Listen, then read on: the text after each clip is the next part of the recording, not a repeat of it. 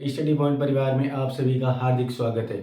कल हमारी जो क्लास हुई थी उसमें हमने सिलेबस डिस्कशन किया था, उसके बाद में हम थोड़ा सा पढ़े थे, उसकी चर्चा हम अभी वापस करेंगे जो कल पढ़ा था, क्योंकि रिवाइज हो जाएगा। आई होप आपको कल की क्लास भी थोड़ी बहुत समझ में आई होगी, सिलेबस भी आपको समझा होगा। जैसे अभी जो क्लास कल हुई थी उसी को हम आगे बढ़ाएंगे आज से, और अपनी क्लास अब रेगुलर चल रही है। आपको डेली के डेली रोज़ 11 बजे क्लास अपलोड हो जाएगी, तो आप क्लास देखो, सीखो और अपने क्वेश्चन करने लग जाओ। जो क्वेश्चन बताते जाऊंगा आप करते जाना आज से। अभी तो क्या करोगे, अभी तो पढ़ाया ही नहीं, कुछ थोड़ा बहुत पढ़ाया है, संख्याएं पढ़ा रहे थे अपन। अपना टॉपिक चल रहा था नंबर सिस्टम।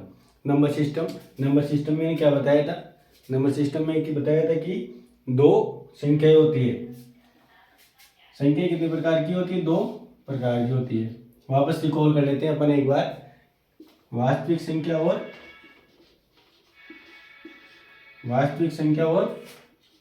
काल्पनिक संख्या।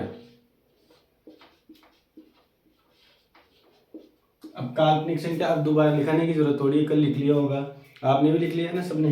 तो काल्पनिक संख्या कौन कौन सी होती है कि काल्पनिक संख्या में कौन सी होती है, ऋणात्मक संख्या का वर्गमूल काल्पनिक संख्या कहलाती है। ऋणात्मक संख्या वर्गमूल मतलब √-9, √-16, √-25, √-36। इसी कड़ी मैंने एक और बताया था कि √-1 बराबर आयोटा माने अपन, तो क्या हो जाता है, ये -1 बराबर आयोटा स्क्वायर हो गया। तो आयोटा स्क्वायर का मान क्या हो गया, -1 आयोटा स्क्वायर का मान। तो इसी प्रकार के अपन मानते हैं। ये आपको समझ में आ गया होगा। काल्पनिक संख्या बता दी थी, आज वापस बता दी कि ऋणात्मक संख्या का वर्गमूल काल्पनिक संख्या कहलाती है। अब इसको हटा देते हैं अपन,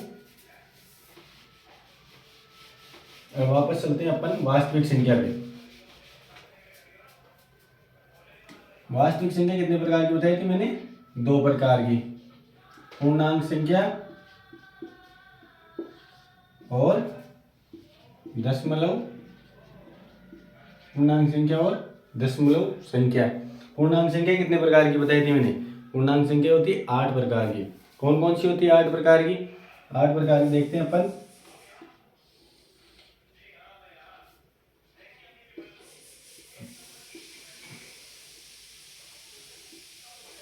सबसे पहले कौन संख्या थी, प्राकृत संख्या।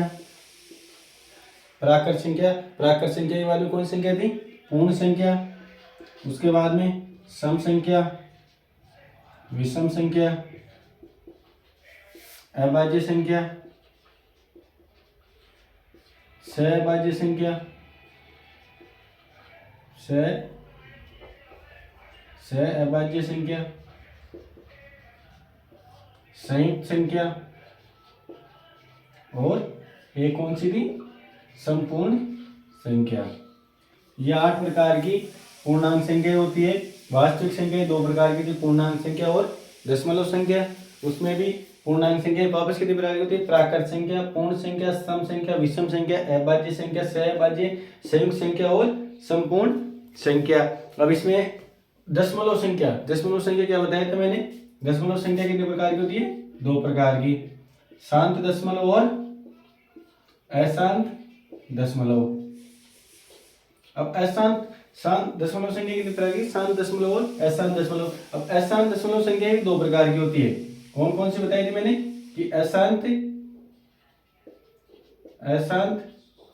आवर्ती दशमलव, अशांत आवर्ती दशमलव और अशांत अनावर्ती दशमलव। अशांत अनावर्ती दशमलव, ये हो गई अपनी संख्याओं का चार्ट। इसके बाद में अपने एक ओनली काल्पनिक संख्या पढ़ी थी। उसके बाद में अपनी क्लास खत्म, जहाँ पे हमने स्टॉप किया था वापस स्टार्ट करने जाते हैं। एक बार रिकॉल करने के लिए मैंने वापस डायग्राम बना दिया है। तो संख्या 2 प्रकार की होती है, वास्तविक संख्या और काल्पनिक संख्या। काल्पनिक संख्या मैंने आपको बता दी कि ऋणात्मक संख्या का वर्गमूल काल्पनिक संख्या कहलाती है। इधर क्या आ गया, वास्तविक संख्या कितने प्रकार की होती है, 2 प्रकार की, पूर्णांक संख्या और दशमलव संख्या। पूर्णांक संख्या कितने प्रकार की होती है, 8 प्रकार की, प्राकृत संख्या, पूर्ण संख्या, सम संख्या, विषम संख्या, अभाज्य संख्या, संयुक्त संख्या, संपूर्ण संख्या और सहअभाज्य संख्या। 8 प्रकार की हो गई। उधर दशमलव संख्या कितने प्रकार की होती है? 2 प्रकार की, शांत संख्या, शांत दशमलव और अशांत दशमलव। अब उसके बाद में अशांत दशमलव कितने प्रकार की होती है? 2 प्रकार की, अशांत आवर्ती दशमलव और अशांत अनावर्ती दशमलव। लिख लो। अब आप कल जो आज नए स्टूडेंट जुड़े वो आप भी नोट डाउन कर लो।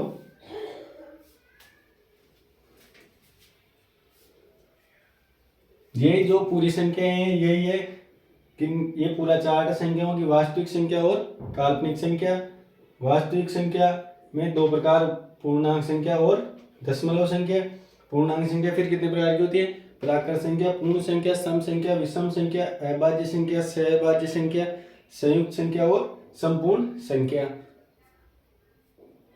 दशमलव संख्या, दशमलव संख्या कितने प्रकार की होती है? वापस 2 प्रकार की, शांत दशमलव और अशांत दशमलव।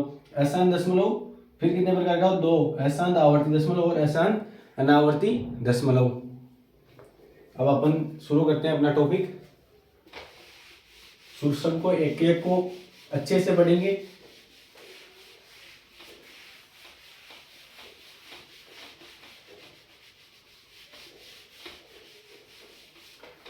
काल्पनिक संख्या देख ली थी। अब सबसे पहले देखते हैं अपन प्राकृत संख्या। सबसे पहले क्या देखते हैं अपन?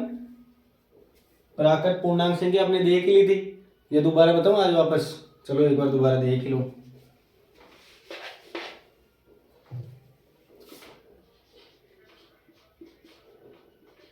पूर्णांक संख्या, पूर्णांक संख्या कौन कौन सी होती है? जो भी जितनी भी संख्याएं गिनती तो आती होगी 0 से लेकर 100 तक, माइनस में जो भी है -1 -2 से अनंत तक, माइनस अनंत तक, और इधर 0 से 1 2 3 4 और इधर अनंत तक। तो जितनी भी ऋणात्मक संख्याएं, जितनी भी ऋणात्मक संख्याएं, शून्य हो गया, और धनात्मक संख्याएं, धनात्मक संख्याएं।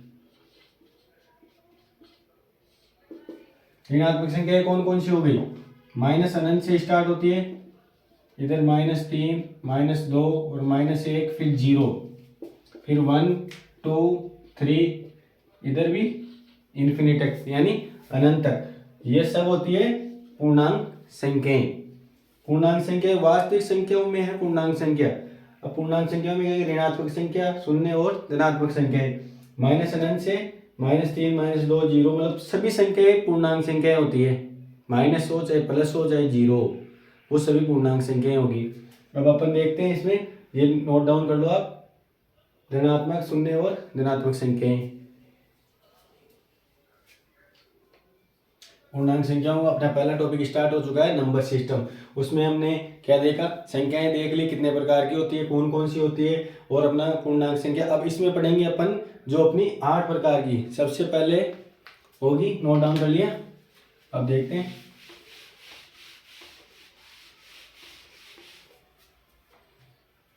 प्राकृत संख्या। अपनी पहली संख्या थी, क्या थी? प्राकृत संख्या। प्राकृत संख्या, प्राकृत संख्या यानी नेचुरल नंबर, नेचुरल नंबर। प्राकृत संख्या क्या होती है? प्राकृत संख्या क्या होती है? Natural number. नेचुरल नंबर क्या होता है? जो 1 से प्रारंभ होती है, जो संख्या उसमें 0 शामिल नहीं होता, इस चीज का ध्यान रखना, वो होती है प्राकृत संख्या। आपको क्वेश्चन आ जाए कि प्राकृत संख्या निम्न में से कौन सी प्राकृत संख्या है या नहीं है? 0 1 2 3 4, तो 0 प्राकृत संख्या नहीं है, इस चीज का आप ध्यान रखना। ऑप्शन में आ सकती है, जो छोटे एग्जाम होते हैं ना, सफाई कर्मचारी वगैरह, वैसे में जैसे तो क्वेश्चन आता नहीं, लेकिन फिर भी आप ध्यान रखना। तो जो 1 से प्रारंभ होती हो, जो संख्या 1 से प्रारंभ होती हो, जैसे 1 2 एग्जाम्पल, 3 4 5, इसमें न तो माइनस वाली संख्या आएगी और ना जीरो शामिल होगा। तो ये होती है अपनी प्राकृत संख्या यानी नेचुरल नंबर। लिख लो आप।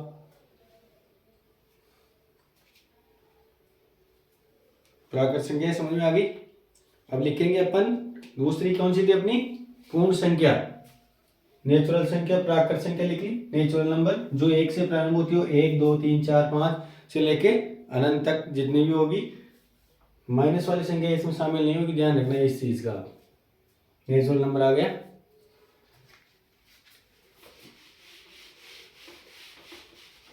अब दूसरी कौन सी थी अपनी, पूर्ण संख्या। पूर्ण संख्या, होल, इंग्लिश में क्या बोलते हैं, होल नंबर। पूर्ण संख्या ये क्या होती है, पूर्ण संख्या होती है जो जीरो से प्रारंभ होती है, जो जीरो से लेके प्रारंभ होती है अनंत तक। पहले क्या था प्राकृत संख्या में अपने, जो अपने क्या पढ़ी थी प्राकृत संख्या में, कि एक से प्रारंभ होती है वो संख्या प्राकृत संख्या होती है। होल नंबर क्या है, पूर्ण संख्या क्या है, जो जीरो से प्रारंभ होती हो। लिख देता हूं मैं, जो संख्याएं जो जीरो से प्रारंभ होती है, 0 1 2 3 4 इंफिनिटी तक। समझ में आ गई पूर्ण संख्या। पूर्ण संख्या होल नंबर जो जीरो से प्रारंभ होती हो, ये होती है अपनी क्या, पूर्ण संख्या। प्राकृत संख्या एक से प्रारंभ होती थी और पूर्ण संख्या जीरो से प्रारंभ होती है। अब तीसरी कौन सी थी अपनी, एक साथ ही लिख लेना आप सभी, सम संख्या।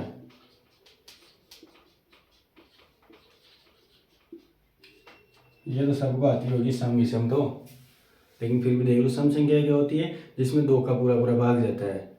जैसे 2 में 3 में नहीं जाता तो वो विषम संख्या हो गई, 4 में 2 का भाग जाता है सम संख्या है, 5 में 2 का भाग नहीं जाता विषम संख्या है। तो लिख देता हूँ, जिसमें 2 का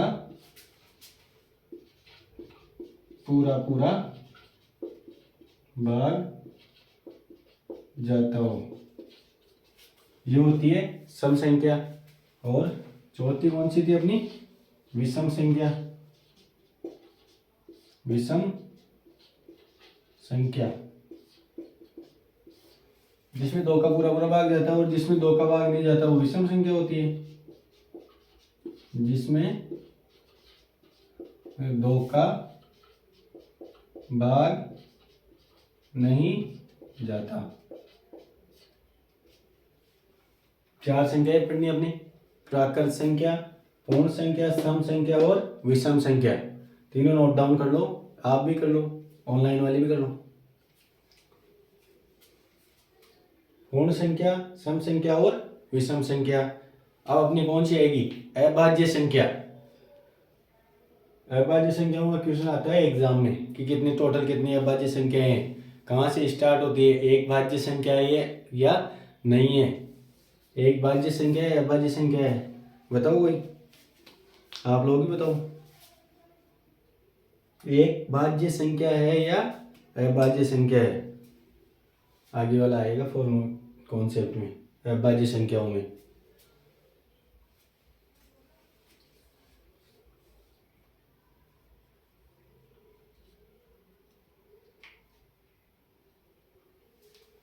कर लिया नोट डाउन।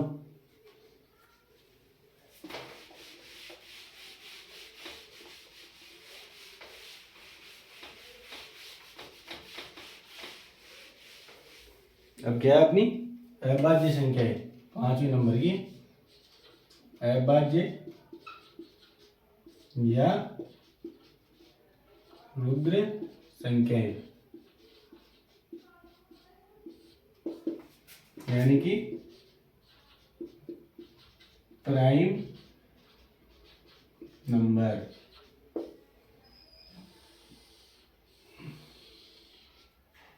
अभाज्य रुद्र संख्याएं कौन सी होती हैं, अभाज्य संख्याएं वो संख्या होती है जिसमें एक का या तो जिसमें एक का भाग जाए या स्वयं का भाग जाए, वो अभाज्य संख्याएं होती है। जिसमें एक और स्वयं का भाग जाता है वही अभाज्य संख्याएं होती है।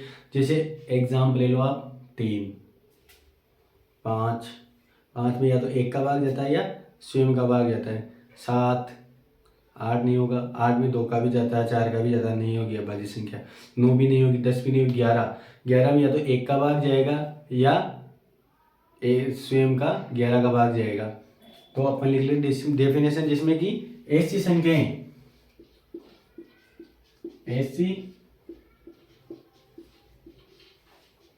संख्याएं जिनमें एक का या स्वयं का भाग जाता हो,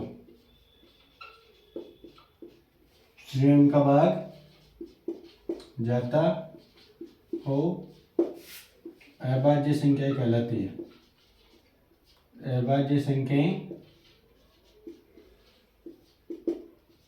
कहलाती है। या आप इसको ऐसे बोल दो कि जिसके केवल 2 ही गुणनखंड हो, जैसे 11 हो गया। अब 11 के 2 गुणनखंड कौन से हो गए? 11 और 1, यानी कि जिसके केवल 2 गुणनखंड हो। तो ये लाइन ही बना के लिख लो आप, या ऐसी संख्या जिसके केवल 2 गुणनखंड हो, वो होती है अभाज्य या रुद्र संख्या, यानी प्राइम नंबर। ऐसी संख्याएं जिनमें एक या स्वयं का भाग जाता हो, अभाज्य संख्या यानी एक या स्वयं का भाग जाता हो, उसके अलावा अन्य किसी भी संख्या का भाग नहीं जाता हो इनके अलावा, तो वो होती है अभाज्य संख्याएं। या ऐसी संख्या जिसके केवल 2 गुणनखंड हो, वो अभाज्य संख्या होती है। अभाज्य संख्या जैसे एग्जाम्पल ले लेते हैं अपन, 3 हो गई, 5, 7, 11, 13 और 59 मान लो, ये भी अभाज्य संख्या है एक। अभी बताऊंगा कौन कौन सी भाज्य है, कौन सी अभाज्य है। 43 एग्जाम्पल लिख लो, नोट डाउन कर लो इसको। पूरा अच्छे से अपना कॉन्सेप्ट चल रहा है, एक एक क्वेश्चन, एक एक टॉपिक अच्छे से कराऊंगा। आप लोग तैयारी करोगे, जैसा आप में जोश होगा वैसा ही मेरे में होगा। कमियां तो मेरे में भी, आप में है, तो वो कोई नई बात नहीं है कि मैं परफेक्ट हूँ। थोड़ी बहुत मुझ में भी है, कहीं मैं भी अटकूंगा तो कहीं आपसे सीखने को ही मिलेगा। नोट डाउन कर लो आप इसको।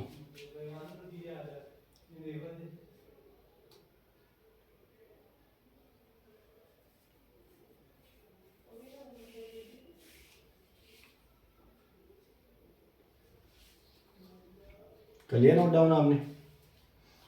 ऐसी संख्याएं जिनमें एक का या स्वयं का भाग जाता हो, इसके अलावा अन्य किसी का भी भाग नहीं जाए, अभाज्य संख्या कहलाती है। या ऐसी संख्या जिसके केवल 2 गुणनखंड हो।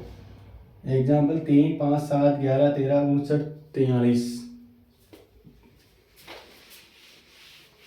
अभी खत्म नहीं हुई, आगे इसको पढ़ेंगे। अब आप बताओ कि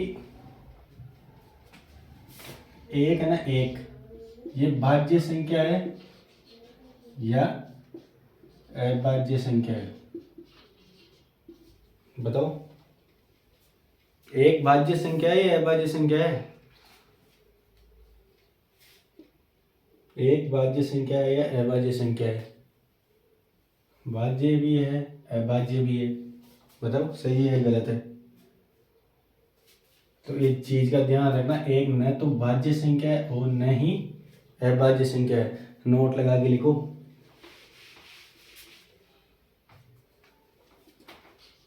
नोट लगा के लिखो पहला कि एक न तो भाज्य संख्या है, एक न तो भाज्य संख्या है और न ही अभाज्य संख्या है। ये सीधा क्वेश्चन पूछ लिया जाता है एग्जाम में कि बताओ एक भाज्य संख्या है, अभाज्य संख्या है। तो एक न तो भाज्य है और न ही अभाज्य है, मतलब एक न तो भाज्य संख्या और न ही अभाज्य संख्या है। अब बताओ दो, नोट नंबर एक, एक दो, दो सम संख्या है या दो भाज्य संख्या है, अभाज्य संख्या है। सबसे पहले तो दो एक अभाज्य संख्या है और दो ही एकमात्र सम अभाज्य संख्या। इस चीज का ध्यान रखना, एग्जाम पूछा जाता है कि एकमात्र सम अभाज्य संख्या कौन सी है। 2, 4, 6, 8, 10, 12 जो भी होगा एग्जाम में, कि दो एकमात्र सम अभाज्य संख्या है, दो एकमात्र सम अभाज्य संख्या है, दो एकमात्र सम अभाज्य संख्या है। अब नोट नंबर 3 कि 1 से लेकर 100 तक टोटल कितनी अभाज्य संख्याएं? 73 है, 74 है, 75 है, 76 है, 25 है, 24 है, कितनी संख्याएं हैं टोटल? तो 1 से लेकर 100 तक टोटल 25 अभाज्य संख्याएं हैं।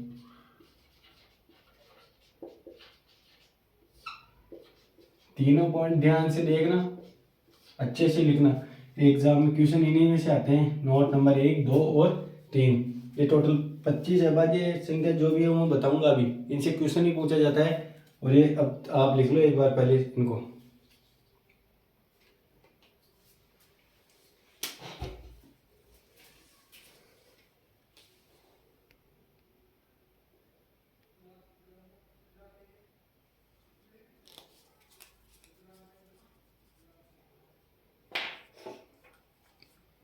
तीनों पॉइंट अच्छे से लिखना।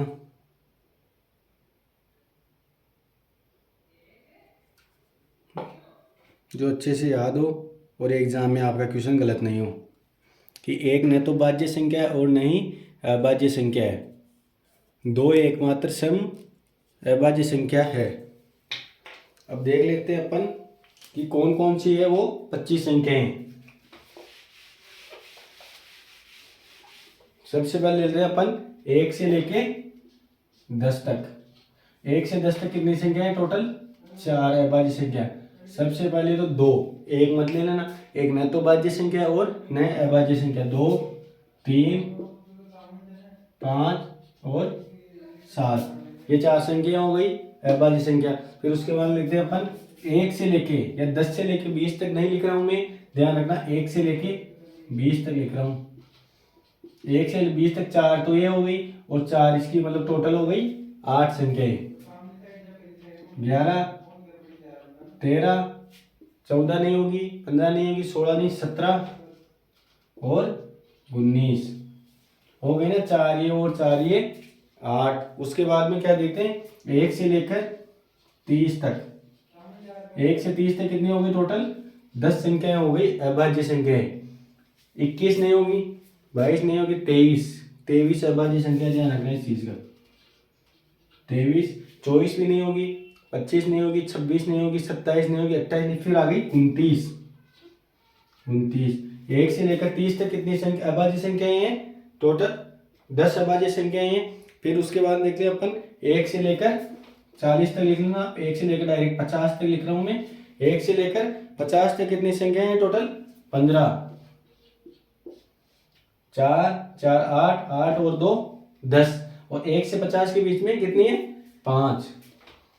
31 मतलब 32 नहीं है, 33 नहीं है, 34 नहीं है, 35 नहीं है, 36 नहीं है, 37 अभाज्य संख्या है। 38 नहीं है, 39 नहीं है, 40 नहीं है, फिर आ गई 41। 41 एक अभाज्य संख्या है। 42 भी नहीं है, 43, 44 नहीं है, 45 नहीं है, 46 नहीं है, 47 नहीं है, 47 नहीं है, नहीं है। ये तो गलती करते हैं अपन जल्दीबाजी में। 41, 43 और 47।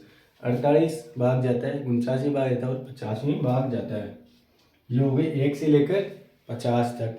अब लिखते हैं अपन 1 से 75 तक। 1 से 75 तक कितनी है? 1 से लेकर 10 तक 4, 8, फिर हो गए 10, 15 और अब 21। 47 से 31, 37, 41, 43, 47। अब उसके बाद में गए 48, 49, 50 हो गई, 51, 52 और 53। 53 में किसी का भाग नहीं जाता, ध्यान रखना। 53, 54 भाग जाता है, 55 में भी जाता है, 56 में भी जाता है, 57 में भी जाता है। इस चीज़ का ध्यान रखना। 57 के बाद में कौन सी आ गई, 58 में भी जाता है और 59। 59 में किसी का भाग नहीं जाता। 59 के बाद में कौन सी आ गई अपनी, 60 और 61। 61 में भी नहीं जाता, ये अभाज्य संख्या है। 62 भाज्य संख्या है, मतलब अभाज्य संख्या अपन क्या कर रहे हैं, अभाज्य संख्या। 61 आ गई। 62 नहीं है, 63 में भाग जाता है, 64 नहीं है, फिर 65 में भाग जाता है, 66 में जाता है, लेकिन 67 में नहीं जाता। 68 में भी जाता है और 69 में भी जाता है, 70 में भी जाता है, 71 में। 71 एक अभाज्य संख्या है। 71, 71 72 में 73। कितनी हो गई, गिन लो आप वापस। 4, 4 8 और 2 10, 10 और 5 15, 15 1 2 3 4 5 6, 15 और 6 21। अब लिखते हैं अपन 1 से लेकर 100 तक। 1 से लेकर 100 तक, 1 से लेकर 21 तो हो गई, 1 से लेकर 100 तक।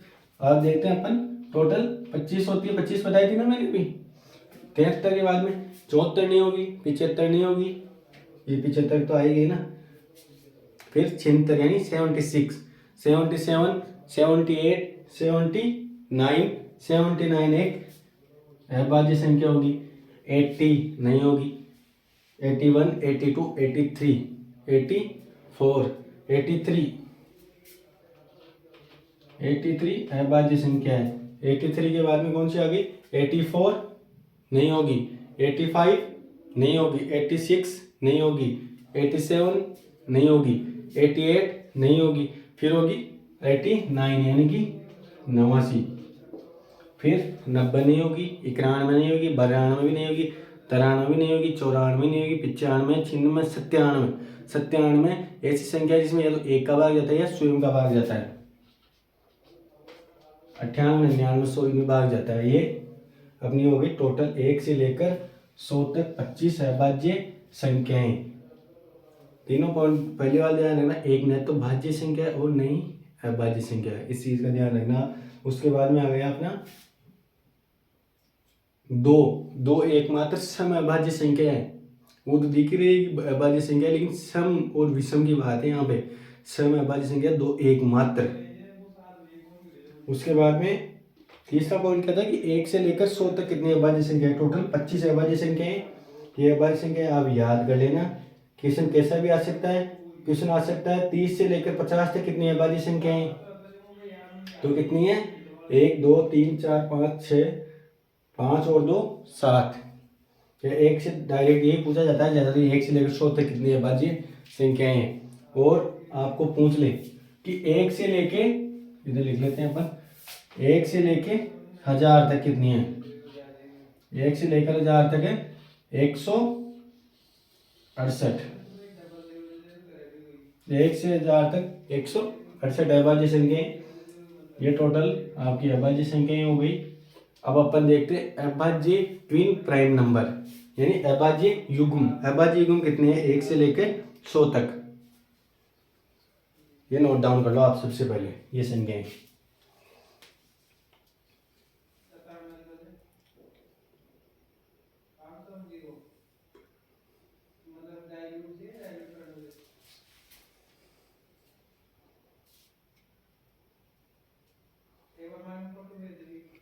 अभाज्य संख्याएं देख लिया। अब देखते हैं अपन, नोट डाउन कर लिया आपने, ऑफलाइन वाले भी कर लो, सभी कर लो नोट डाउन। तो नोट्स बना रहे हो ना अच्छे से, और जो पढ़ाए हम डेली पढ़ना जाके। अभी क्वेश्चन सोल्व मत करना, क्वेश्चन बताऊंगा तब कर लेना सोल्व। अब तो छोटे मोटे क्वेश्चन तो बन ही जाएंगे इनसे, कौन सी संख्या होती है, कौन सी अभाज्य भाज्य है या नहीं है।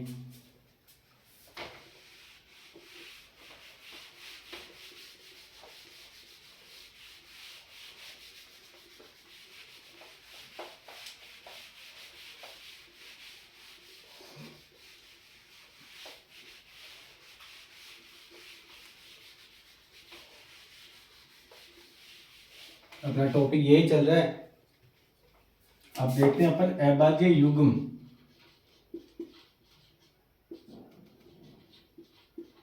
अभाज्य युग्म यानी ट्विन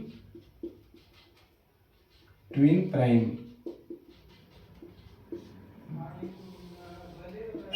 ट्विन प्राइम अभाज्य ऐसी अभाज्य संख्या है जिनमें केवल 2 का अंतर होता हो। लिख देता हूं मैं, ऐसी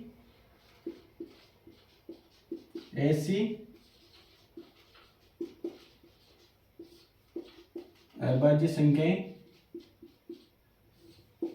जिनमें केवल 2 का अंतर होता है। अब आपको पूछेगा 1 से लेके 100 तक कितने ट्विन प्राइम नंबर है।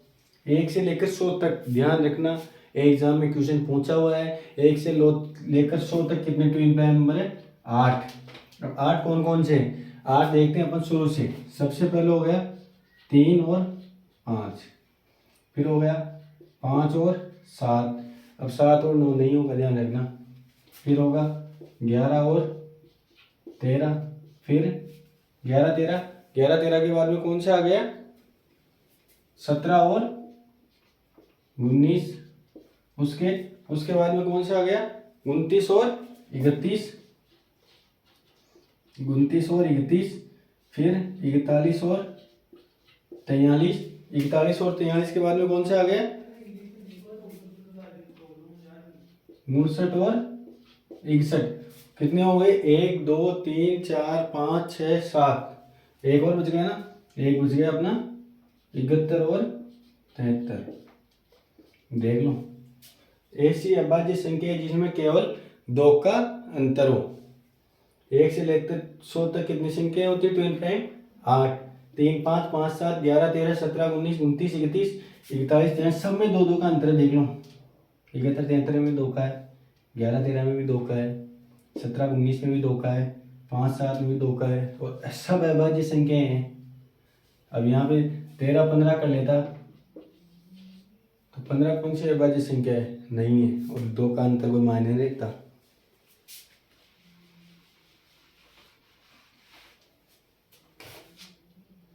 नोट डाउन करो इसको, अभाज्य युग्म यानी ट्विन प्राइम।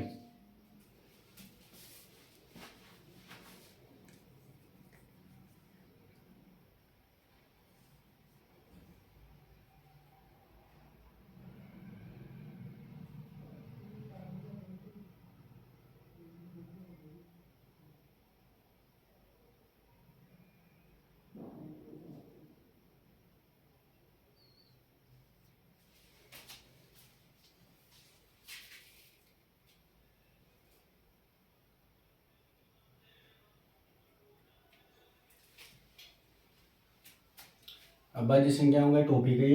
अब अपन देखेंगे इसमें गुणनखंड। कोई संख्या दे दे, विभिन्न अभाज्य गुणनखंड कितने हैं, कुल अभाज्य गुणनखंड कितने हैं, कुल गुणनखंडों का योग कितना है, सम गुणनखंड कितने हैं, उसमें विषम गुणनखंड कितने हैं, वो अपन स्टार्ट करेंगे अब गुणनखंड। इसमें ये टॉपिक अलग से नहीं है, अपनी अभाज्य संख्या तो चल रही है ना।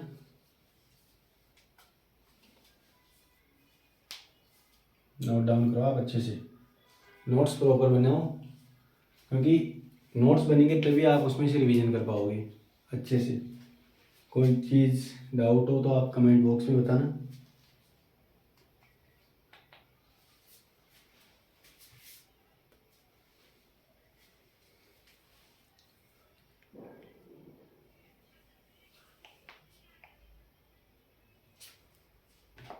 लिख लिया? अब अपन देखते हैं गुणनखंड।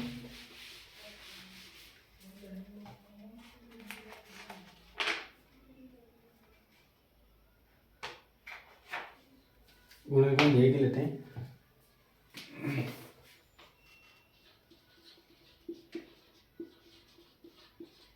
गुणनखंड आपको जैसे एग्जाम्पल दे दिया, कोई संख्या दे दी 60। अब 60 में आपको पूछ लिया कि कुल अभाज्य, पहले सबसे टेबल देखो, पहला इसमें बोल लिया विभिन्न अभाज्य गुणनखंड कितने हैं। विभिन्न अभाज्य गुणनखंड कितने हैं। दूसरा क्वेश्चन पूछ लिया, कुल अभाज्य गुणनखंड कितने हैं।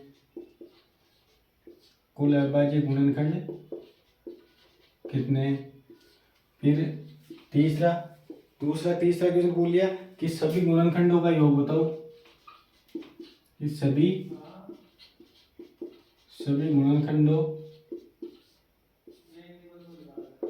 गुणनखंडों का योग बताओ। फिर चौथा क्वेश्चन क्या पूछ लिया कि सम गुणनखंड कितने हैं। सम गुणनखंड विभिन्न अभाज्य गुणनखंड, कुल अभाज्य गुणनखंड, सभी गुणनखंडों का योग। और एक इससे पहले आप लिखो, योग से बाद में लिखो या अभी लिख लो कि सभी गुणनखंडों की संख्या। सभी गुणनखंडों की का योग यहाँ पे कर लो और इस संख्या पहले, क्योंकि फिर सीरीज वाइज आपको याद नहीं होगा ना, ये समझ में नहीं आएगा। सभी गुणनखंडों की संख्या, सभी गुणनखंडों का योग। और पांचवा क्या पूछेगा आपको कि सम गुणनखंडों की संख्या। सम गुणनखंडों की संख्या, सम गुणनखंडों की संख्या। और छठा पूछेगा विषम गुणनखंडों की संख्या। आज मोटा मोटा समझा देता हूँ, कल इसको अच्छे से समझा दूंगा, लिखा दूंगा आपको, जिससे आपके नोट्स भी बन जाएंगे। अब सबसे पहले 60 का अपन अभाज्य गुणनखंड करेंगे। सबसे पहले ये विधि तो आती है ना कि 2, 30, 2, 15, 3, 5 और 5 और 1, 2, 3 और 5। तो अब सबसे पहले क्या पूछा आपने को, विभिन्न अभाज्य गुणनखंड। विभिन्न अभाज्य गुणनखंड 2, 3 और 5। 2 तो सेम है, इस चीज को आप ये तो समझ जाओगे ना आप। तीन अभाज्य गुणनखंड है, 2 एक अभाज्य गुणनखंड है, 3 और 5। तो विभिन्न अभाज्य गुणनखंड कितने अपने पास, 3, 2, 3 और 5। अब इसको ऐसे लिख लेते हैं अपन, 2 की पावर कितनी है, 2 इंटू 3 की पावर 1 और 5 की पावर 1। 2 की पावर 2 इंटू 3 की पावर 1 और 5 की पावर 1। अब सबसे पहले अपने क्या पूछा, विभिन्न अभाज्य गुणनखंड लिख दिया अपने 3, 2, 3 और 5। कुल अभाज्य गुणनखंड में क्या करना है, ये जितनी भी घात है ना, 2, 1 और 1, तीनों को जोड़ देंगे। या इधर जोड़ लो, 1, 2, 3 और 4, मतलब इसके 4 गुणनखंड हो रहे हैं अभाज्य। तो टोटल कुल अभाज्य गुणनखंड कितने, 4। दो इनकी घातों को जोड़ देंगे, यानी कि जितनी अभाज्य संख्या की घात हो उनको जोड़ देंगे। अब क्या पूछा अपने को, सभी गुणनखंडों की संख्या। सभी गुणनखंडों की संख्या क्या कैसे करेंगे अपन, सभी गुणनखंडों की संख्या की, ये जितने भी अभाज्य संख्या की घात है ना, ये 2, 1 और 1, इनमें सबसे पहले करेंगे अपन +1 करके इनको गुणा कर देंगे तीनों में। ये कितना आ गया, 2 और 1, 3 इंटू 2 इंटू 2, 3 और 6 दूनी 12। ये हो गया सभी गुणनखंडों की संख्या, यानी टोटल कितने हो गए, सभी गुणनखंडों की संख्या हो गई 12। घातों को +1 करके जोड़ के गुणा कर देंगे। सभी गुणनखंडों की संख्या कितनी हो गई, 12। उसके बाद में अपन देखते हैं सभी गुणनखंडों का योग। सभी गुणनखंडों का योग करने के लिए क्या करेंगे, ये 2 की पावर 2 है, 2 की पावर, एक बार देखना आप इनको, ये आपको दिख रहा है नहीं दिख रहा है, चलो अच्छी बात है, दिख रहा है। सभी गुणनखंड, इसको मैं आपको एक बार मिटा के यहाँ पे लिख देता हूँ। 60, 2, 30, 2, 15, 2, 3, 5 और 5 और 1, 2 की पावर 2 इंटू 3 की पावर 1 और 5 की पावर 1। विभिन्न अभाज्य गुणनखंड लिख दे 3, 2, 3 और 5। कुल अभाज्य गुणनखंड तीनों घातों को जोड़ देंगे, 2 और 3 और 1 4। सभी गुणनखंडों की संख्या +1 करके गुणा कर देंगे। अब सभी गुणनखंडों की संख्या, ये 2 की पावर 2 है, तो इसको अपन क्या करेंगे, 0 से स्टार्ट करेंगे।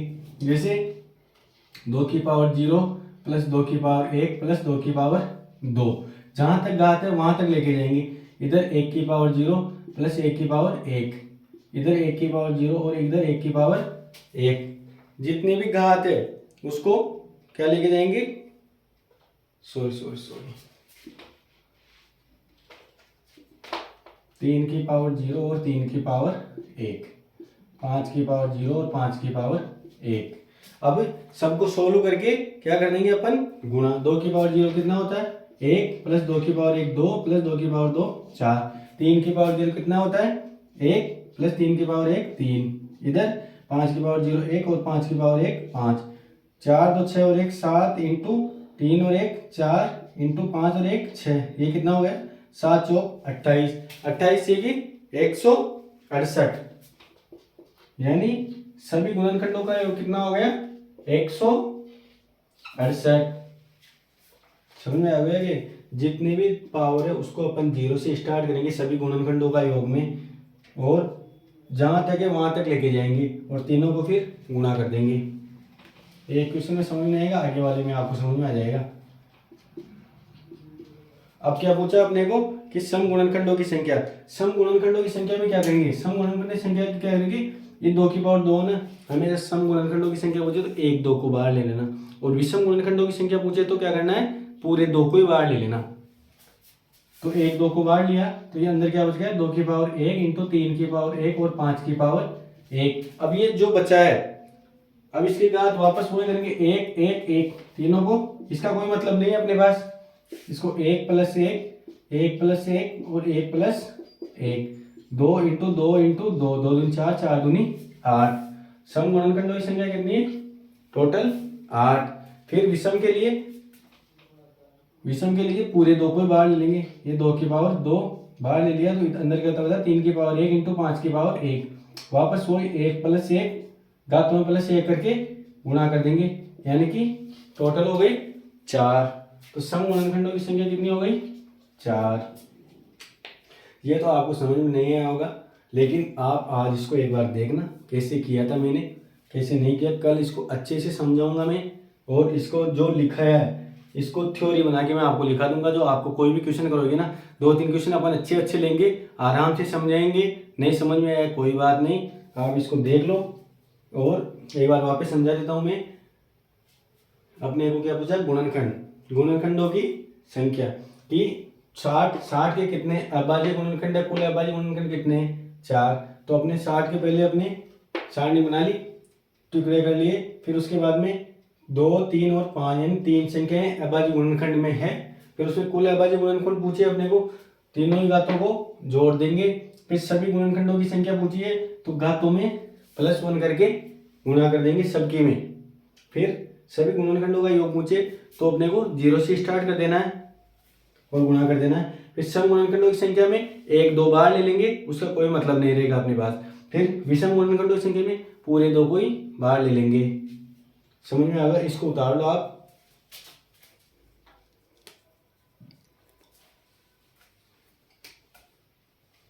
कल अच्छे से समझाएंगे इसको और ढंग से, इसकी थ्योरी लिखा देंगे, और बाकी अपनी क्लास कल से यहीं कंटिन्यू करेंगे। डेली क्लास लोगे तो अच्छे से समझ में आएगा। पहले वाली जो समझ में नहीं आया वो बता देना, दोबारा समझा देंगे, उसमें कोई बड़ी बात नहीं है।